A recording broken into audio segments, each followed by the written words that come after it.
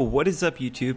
In this video, I want to talk about how I improved my squat form by making one small change. So what change did I make in my squat technique that's so significant that I'm making this video? That change is widening my squat stance. I know, extremely difficult and complex to comprehend, but I promise I'll break it down. I'm just being sarcastic. It's actually a really simple technique change that I made. It's a little bit more than just widening your stance, and I guess we should just dive into a little bit about my history with squats. Side note, before I continue on with this video, I'm going to say that I am not a professional and a lot of this information that I'm telling you is speculation and not fact. So take this video with a grain of salt, and if you have any questions, feel free to comment below. From the beginning of my squatting career, I used to squat with a narrow stance. While there's nothing inherently wrong with squatting with a narrow stance squat is not the optimal style of squatting for myself. And that's because of the way I am built. Given my proportions, my biomechanics, the way you squat is actually a lot more important and will yield better results than just following what the next biggest Instagram model is putting out for content.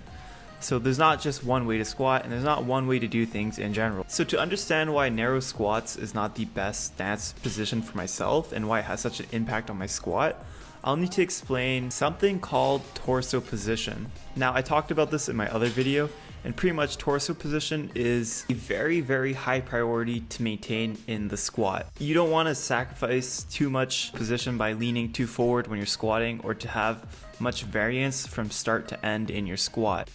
So if you pay attention to the way I squat very upright, and I do this on purpose, despite even having a low bar position. The reason I do this is to make sure that I do not lose balance, and that's obviously a very important thing to have while squatting, and keeping your form consistent overall is key. So why does that affect the narrow stance squat?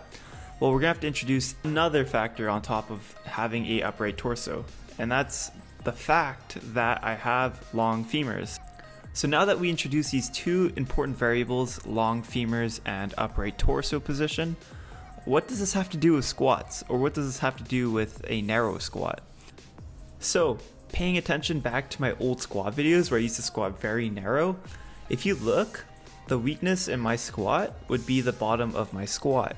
Particularly, I'd be dumped forward at the bottom of my squat, and that I would often lose a lot of balance. And the reason to why I was losing balance at the bottom of my squat, or why I speculate that I lose balance at the bottom of my squat, is because I dump forward, which is a result of having long femurs so that I could have space to hit depth. And that was particularly because I wasn't able to open up at the hips as much. And this was due because of the narrow stance. So now let's bring in our solution, being the wider stance. So standing alone will probably help a lot to fix a lot of these issues I was experiencing. But more importantly, having a wider stance allows me to open up at the hips. And that's arguably more important than just standing wide and squatting.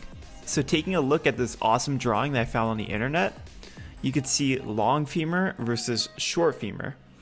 So you're not screwed because you have long femurs. I'm not screwed because I have long femurs. So how can you go from unhappy face to happy face? And the answer to that is exactly what I said earlier, the wide stance. If you take a side profile and you widen your legs and you're opening at the hips, technically you should mimic that movement of a shorter femur in terms of torso position. So you can mimic a shorter femur length by having a wider stance, and that'll allow you to stay more upright and to have more overall balance in the squat. Pretty much that is what I did to fix my squat. Obviously, there's some issues when changing up your form like that, especially mobility is a big one. Opening up your hips does require a lot of mobility. And so for the longest time, I've been missing depth when I stop squatting or when I reduce my squatting frequency. Thankfully, it started to self-correct with specificity and just keep going and training and staying consistent. So I hope you enjoyed this video. And by the way, back update, back is healed, hit a PR. I squatted 4 plates for 10. I don't think I've ever done that before. So training's going extremely well. Gonna post more videos. If you like videos like this, comment something you'd like me to cover in the near future. I might just do that. Peace out. Hope you enjoyed.